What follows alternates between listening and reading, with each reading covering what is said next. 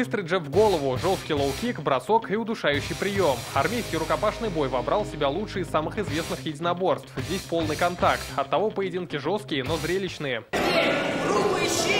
На татами Суворовского училища выйдут больше 200 спортсменов со всей республики. Это ученики кадетских корпусов, военных вузов и училищ. В Казань приехал и Амир Мухаммедшин из Набережных Челнов. Начать с победы помогла подготовка. Да, я следовал по тактике, которую разработал перед боем. Я хотел сбить дыхание противника, чтобы с легкостью уже вступить в борьбу.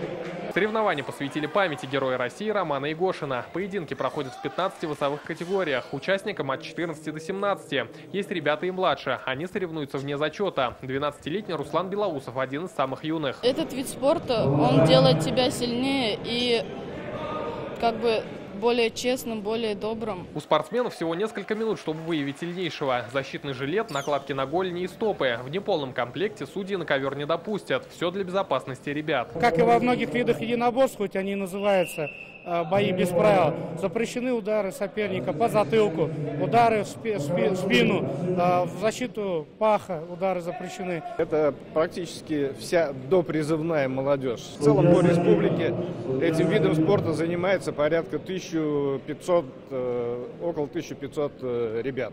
Вот те самые кубки и медали, за которые борются участники соревнований. А продлятся они 2 дня, лучших определят завтра. По итогу победители каждой весовой категории представят Татарстан на всероссийских соревнованиях.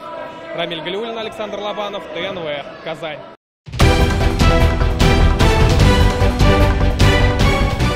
Все новости дня, выпуски программы «Новости Татарстана», программы и фильмы на сайте tnv.ru и на YouTube-канале ТНВ. Подписывайтесь.